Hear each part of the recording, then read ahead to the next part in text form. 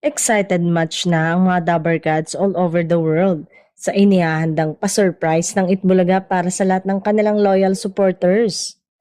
Ang feeling ng mga manonood, mukhang plano ng longest running noontime show sa bansa na ibalik ang phenomenal segment nilang kaliserye.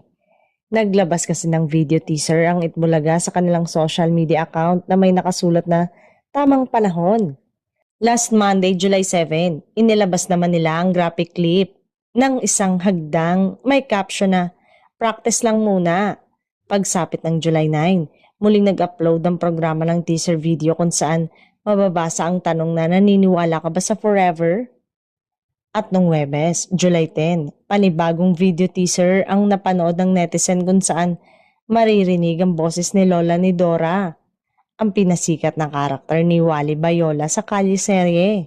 Nagdialog pa si Lola ni Dora ng secret will be revealed sa tamang panahon.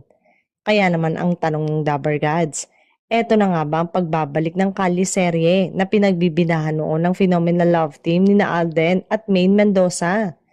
Sino-sino naman kaya ang bibida rito sakaling ang gumawa ng bagong version ng Itbulaga? Imposible kasi na sa ngayon na mapapanood uli si Alden sa naturang noontime show dahil sa kontrata niya sa GMA7 unless payagan siya ng Kapuso Network na mag-host uli sa EB. Nag-start ang kaliserye noong July 16, 2015 kaya 10th anniversary na ng phenomenal segment na ito ng Itbulaga sa July 16.